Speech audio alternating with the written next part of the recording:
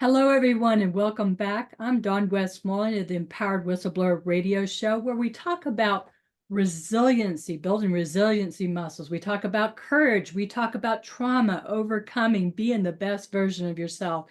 And I'm so excited today. I have Marchem Pfeiffer, who's from Ohio, and also he's a doctorate student right now working on strategic leadership. We had a little chat before this interview, and we are going to talk about being your best version. Now, I'm coming from Asheville, North Carolina, the beautiful Blue Ridge Mountains, coming from WPVM FM LP 103.7 Radio Asheville. My show airs every Sunday at 10 a.m. in Asheville.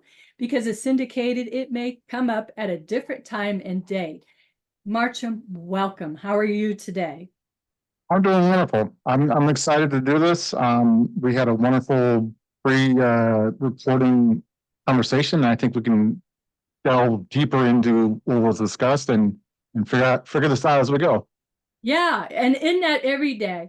So I know as a life coach, I've been a life coach since about 2012, and I didn't go to coach other people. I actually went to become a better version of myself. Now, tell us a little bit about your background. Why are you qualified to talk about being the best version of yourself? I know anybody can do that, but the listeners would love to know a little bit more about you. It's been a path to kind of figure out who I really am, and multiple life events have forced me to get to that point of looking myself in the mirror and holding myself accountable. That's divorce, that's being unemployed, that's trying to co-parent, dealing with toxic leadership. These are all things that have formulated my current perspective on who I am and who I'm trying to be moving forward.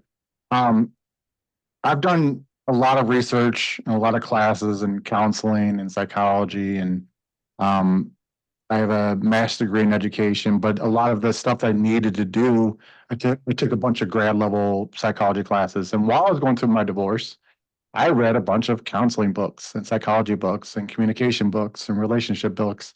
And to try to get to the point of understanding how I got to this point and try to figure out how I get to the next point. Yes. So tell me the steps. Somebody comes to you and they say, "Hey, Marchem, I'm just struggling in life," whether it's in their personal life, it's their business, is going to heck. When they come to you, what do you do? Are you more of a consultant? Are you a coach, or do you employ both of them?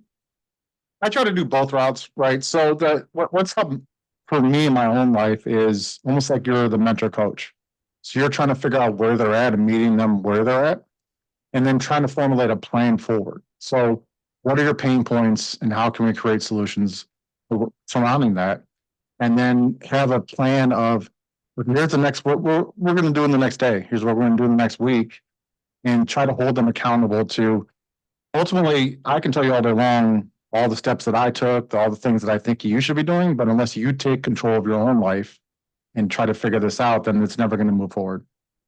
I like that. I am a firm believer in accountability. In fact, I tell people up front, if they want to work with me, I'm going to hold you accountable. And if you're not going to, be accountable, I'm just going to have to let you go. Yeah, what I said to some people is that it's almost like I'm dealing with my kids, right? So I can tell you all day long, these are the steps you need to take to be a better hockey player or a better softball player or whatever it is in my kid's life, right?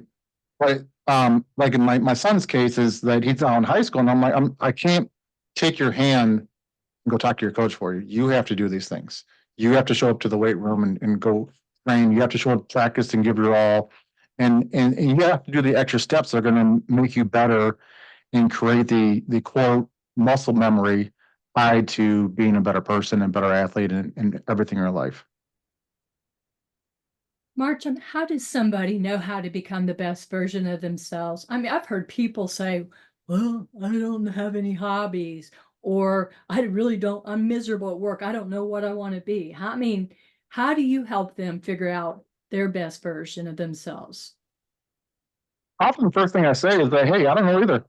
That's the beauty of living, right? That's the beauty of taking a breath every single day is every day is a new chance for you to create a new path, right? Every single day is a new day for that. And so what happens ultimately is that um, the average person has 3 different careers in their lifetime, right? So which version of that are you on? Are you on your second career? Are you on your third career? Whatever it is, right? What is the next steps you want to? What is actually going to make you happy? That's the real question. What is going to make you truly happy? I know people that have done complete shifts out of their current environment and their current career field who've been there for 30 years, who said, that's enough. I don't want to do this anymore. Right. Mhm. Paul Bronson wrote a whole book about people shifting from a guy being a pilot who's now a masseuse, right? These are big changes, but these are the things that are going to bring contentment and peace in their life and a full level of clarity that they never had before. Why are we going through the motions of doing these things outside of just having to pay our bills? Like, is that now affecting our mental health? Is that affecting our relationships around us? Is that affecting our ability to actually, like I always say, is look yourself in the mirror and hold yourself accountable and look Mhm. beyond the mirror, right? Because sometimes what happens is you wake up and you look in the mirror and you don't understand or know the reflection you see back. And often it's a stranger. So how do you get to the point of healing enough and holding yourself accountable enough where you actually start to understand the reflection you see again and start holding that person accountable? Mhm. And you know what? I love the use of a mirror as a metaphor. I've talked about it in books, different phases of my life and when people look back. So it's a great metaphor. Let me ask you this. How did you get into this line of work? You must have a little story back, that you might want to share, and our audience loves stories.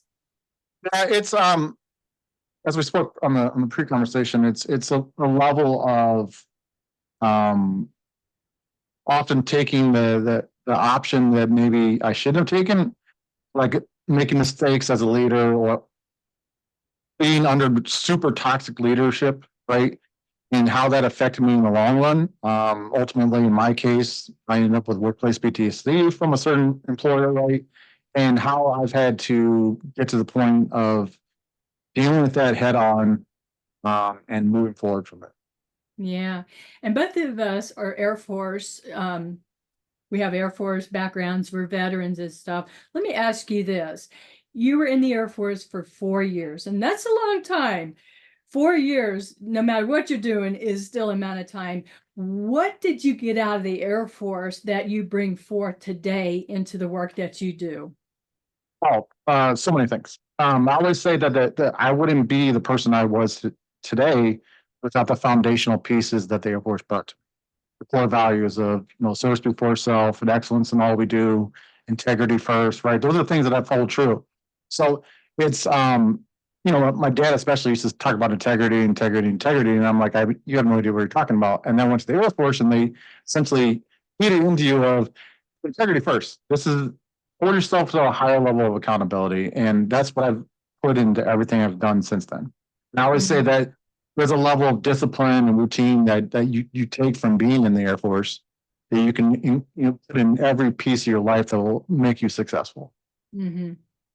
And March, from the radio station, for myself, we honor, respect, and thank you for the sacrifices, the time you spent in the Air Force.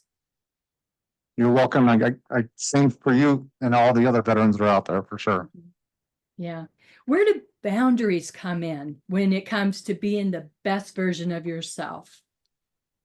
I say that often what happens is, so like in my case, I'm very nice and to everybody. And often people take advantage of that. They see that as a weak point, right? So in order to create the set boundaries, you have to almost be consistent about putting your foot down and saying, these are the things I'm going to accept. These are the things I'm not going to accept. Mhm. And be consistent about holding people to that level of accountability. Like that, if people say, "Hey, I've had to," I say, demote people out of my life because they haven't respected those boundaries I've put in place. So it's okay. I've asked you once to stop doing that. You've done it again. Okay, now you've been demoted. Now you have to go sit on the sideline, and maybe Mhm. I'll bring you back up like that from the minor leagues back to the major leagues and be back in my life.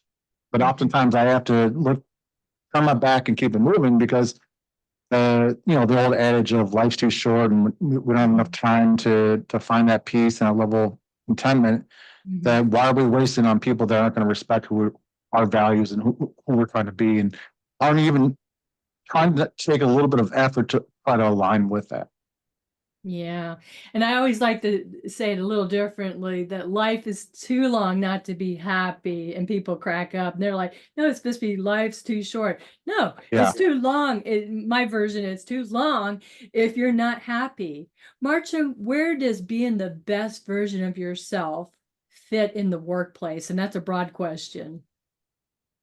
I think so. I come from the education world, right? And what they teach you in the education world is that if you're going into teaching, for instance, like you should do a full audit of who you are and what you bring to the table. So then you know your biases, you know the things that affect you, the things that are your trigger points. So you don't bring that to dealing with these students firsthand, right? So that's the same thing with any employer you're going to work for, is that if you know your true self and that laying in the place of being fully confident in what you bring to the table, then you're have more of a shield put up where things don't really affect you, and then you can be a better co-worker and a better leader, and try to understand fully what makes the people around you tick and try to meet them where they're at. What happens if people don't become the best versions of themselves? Well, I mean, we have a significant higher rate of burnout, mental health issues that are tied to I think the last number that came out is something like 70% of people have reached some level of burnout. It's almost 80% of people have reached some level of having mental health issues to the point where they're taking PTO to not be around that anymore to get a reset, right? I have a friend of mine that she has a very hardcore job. She's a federal investigator, and she gets burned all the time from the stuff she hears. And so she just told me the other day, like, I'm gonna have to take the next 3 weeks off. I can't deal with this anymore, right? Mhm. And she keeps getting to the point of um, about to fire off her resignation letter. She's done this multiple times. Mm. So if you're to that point of it's affecting you that badly, then you have to do a full reset and try to, like I said, realign to what your values are, what you bring to the table. And if the people around you aren't fully respecting that, fully respecting your boundaries and your parameters and understanding the decent level of professional decorum that comes with that, right? Then maybe it's time to move on. Maybe it's time to go do something else.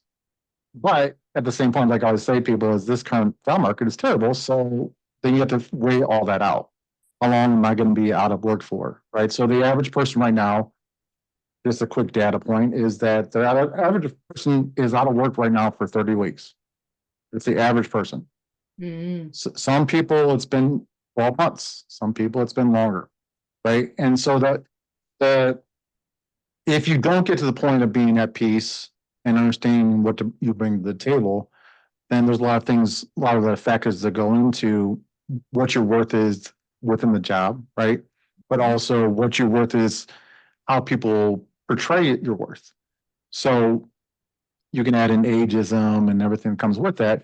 But I think it's a matter of if you truly know yourself, you're fully confident in what you bring, and you have done, like I said, that the background check of checking yourself at the door, then I think you can fully be clear of mind and clear of heart and know that, hey, you gave your best effort. And hopefully it falls in the place of where you're supposed to be. I love that best effort. You know, a lot of the people I work with, and it tends to be more women, have confidence issues. So I imagine you deal with that too, Marcham. How do you help people to gain more confidence so that they're happier in their lives, or I mean, their personal lives are happier in their workplace? What's some of the steps that you work on? I think that it's a big part of that is what I just said, which is truly knowing yourself, like Mm. truly knowing yourself, doing a complete audit of the things you've been through, the things that you've experienced, your perspective shifts, how can you take all that and put it into a level of confidence that you didn't have before? So confidence comes from the things that affect you greatly, right? Or there's some point in your past, someone said something and it's held strong in your core belief, right? So you start second guessing yourself and you start thinking, okay, maybe I shouldn't speak up because that's not going to be respected, right? Mm-hmm. So how do you get to the point of understanding that you do bring value, you do bring things that are a great asset to the company and to yourself? Um, and then how do you shift enough within that to create the confidence you need to be present fully? I always say that, like, in my own case, there's been points in my own life where I'm like, wow, I don't know, maybe I'm not good enough to actually be in this room or be talking or speaking up. And then I realized, like, no, I've done the work. I've done the research. I've gotten the education. I've had the career experience, right? Where I can sit at any table and openly speak from a level of knowledge.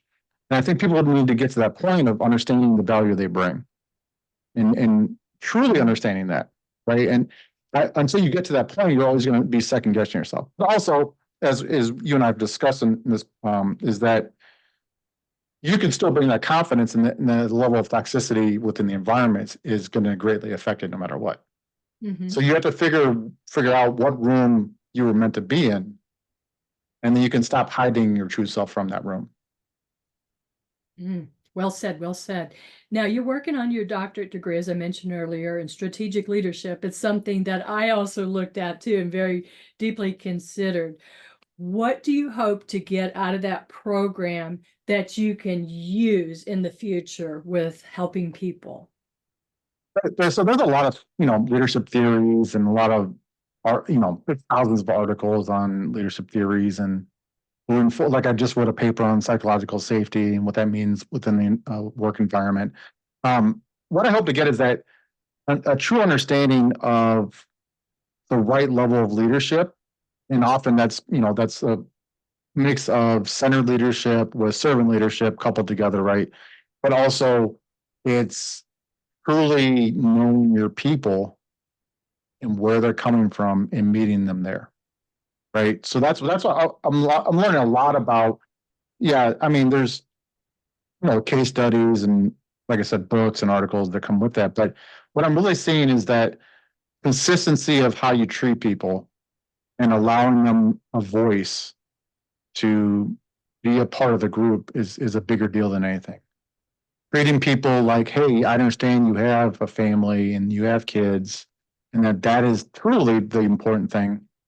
Um, yeah, like I said, people they don't leave the job, they leave poor management, they leave poor leadership, right? Mm-hmm. And ultimately there's a value driven thing of no amount of money is going to keep me here if I'm still being treated like garbage. And Right. so, right, so there's the thing is that if you feel valued, you feel respected, you feel like um you have a place, that means more so than anything than anybody, right?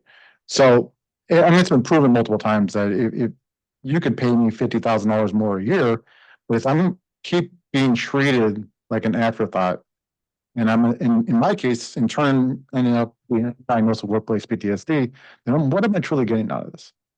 Or if I'm working till midnight and you're still texting me at midnight, right? Then there's no balance between what I'm trying to do and you're aligning with the company is you. And if you're not there, then the company fails, right? That's not my life. My life is it's a job. I'm here to try to help you be successful, but also I have other priorities within that I can Yeah. separate myself and compartmentalize myself into I am the employer. I bring a knowledge base. I'm trying to help you, but also I'm also a parent. I'm also trying to do right by my friends, and I'm trying to be better in my own life daily. And so if it's you're getting in the way of that, then I need to reevaluate. Marchem, do you have like a daily habit when you wake up in the morning? I know me, I want to run to the phone right away. It's just the HR background, 20 years in the Air Force, kind of anal, but and I'm working on breaking it. But do you have a routine in the morning that sets you up for success to be your best version for that day? I do. Like I think I get up every morning and I'm, I'm on certain things, but I read a lot of articles, not just for Mhm. my doctoral program, but articles as a whole. But I'm understanding, getting a further understanding of the world, how it ticks, what's affecting people, so that I can Mhm. speak to that knowledge base, right? I'm I also, see. Mhm. Mhm. yeah, like I'm deep into LinkedIn and I'm all over LinkedIn and reading those articles of toxic leadership and people going through Mhm. things like they've been employed for so long, or what it takes to actually be successful, and trying to speak from that level too. So when I'm opening my mouth, I'm speaking from a level of knowledge, and that I've consistently done this, right? So, but also, like, on my day to day, I'm doing little things like I'm auditing my energy. Where am I putting so much energy that it's affecting everything else I do, right? Am I Mhm. drawing a line on something where I'm saying that's enough? I'm not no longer going to put my energy into that, right? And I'm also replacing urgency with clarity, right? So I'm getting to the point of, these are the things that matter to me. These are the things that are going to make me a better person and a better leader. And these are the things that I'm going to put my time and energy into moving forward. You know, since we're talking about being the best version of yourself, I know this to be true. Some of the most toxic, and we've brought this up, we've been talking about toxic people, some of Yeah. the most obnoxious, toxic, narcissistic acting. I'm not a mental health professional, but just say some of the behavior that comes across. How can they help you become the best version of yourself? The toxic leaders.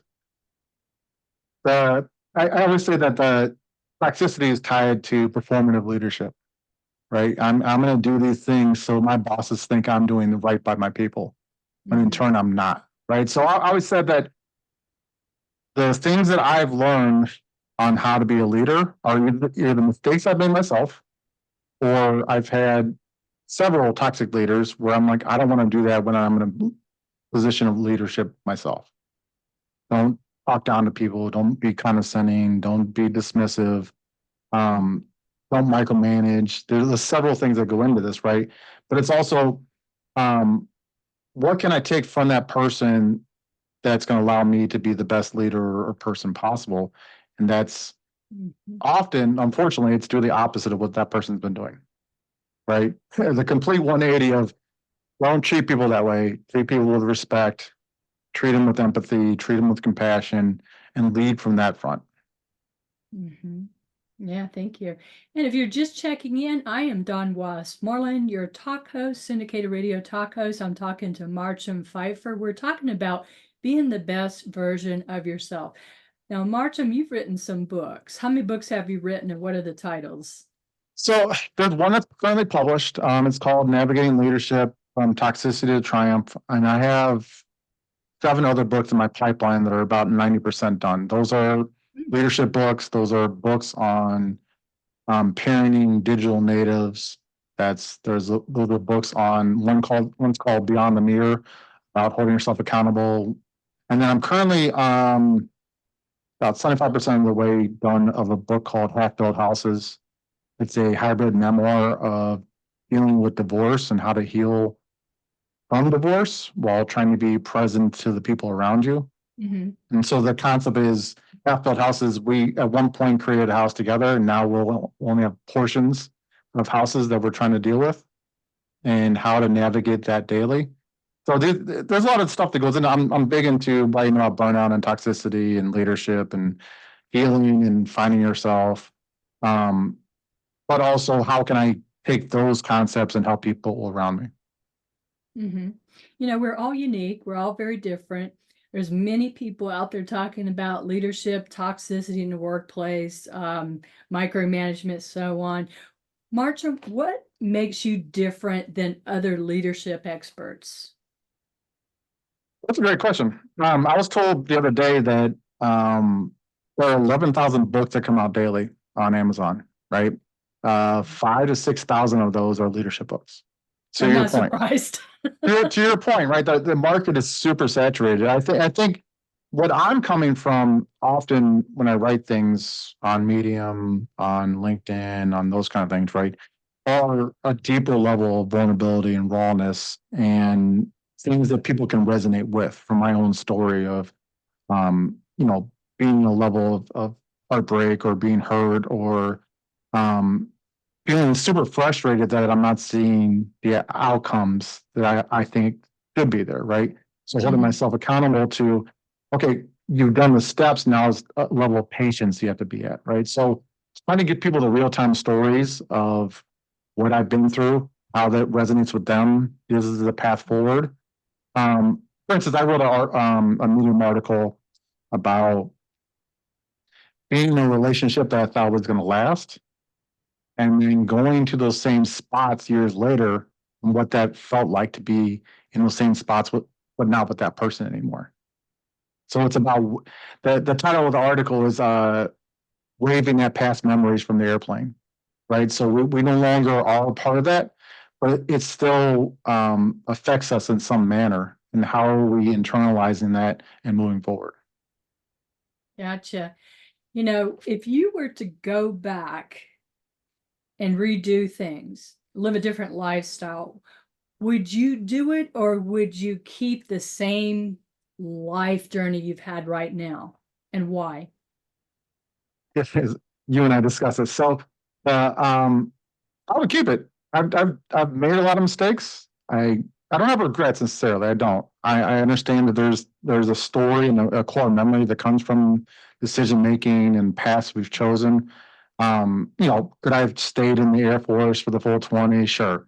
But then I've really met the people I've met and done with the stuff that I had to deal with, looking at the kids I have, that kind of stuff. But um, I think there's the path that I've chosen is the path that I was supposed to choose, right? Hmm. The perspectives I've gained, the experiences I've had, the mistakes I've made, right? But also it's understanding that I've grown from all these things. I can speak Gotcha. from experience and wisdom. I once told somebody, you keep poking, expecting a level of reciprocity, Hmm. but today I know that that person no longer exists. I've done the work, I've done the healing, I've gone through the path, I've looked myself in the mirror, I've held myself accountable, and that I now come from a place of compassion and empathy. And I try to Yes, you've been understand, there. Hmm. yeah, I try to understand where people are coming from and that everyone has a story. Like you Yeah. through the smiles, there's often pain. And I'm trying to understand where you're coming from and see if we together can get to a better place. Oh, I love it. I love it. We're down to the last minute. How can people find out more about you? You have such an interesting background and a lot of skills. And my gosh, I can't believe you got all these books coming out. That's impressive because I know what it takes to put a book out. What's your contact information? How would you like people to reach out to you? Everyone go on my website, marchempfeiffer.com. I will put that, I'll send you the link for that. That can be somewhere in there. It's easy.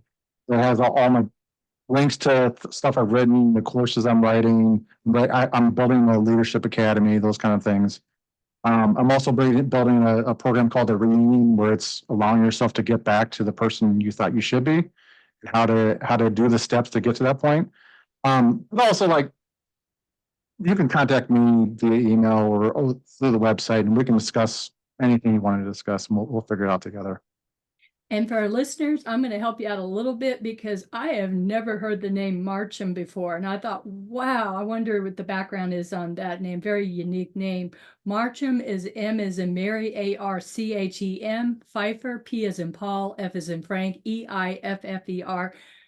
Marchem, you're a world of great advice. Thank you so much. Thank you for the compassion you're giving others. And I don't think there's a better time than now, to be able to be there for people and help them be the best That, version of themselves. absolutely. I'll leave you with this. The work now is to find your leadership style and figure out something that will sustain you in the long run, like Yeah. throughout every part of your life, and hopefully we can help you get to that point. Yeah. Thank you so much for being on the show. We're out of time. I'm Dawn Westmoreland, your talk host. I am a resiliency coach. Let me get that out, and a resiliency speaker. If there's anything I can do, reach out to me. And if I'm not the right person, I will send you to right people that can help you. There's great people out there like Marcham. Stay empowered. We'll see you next time.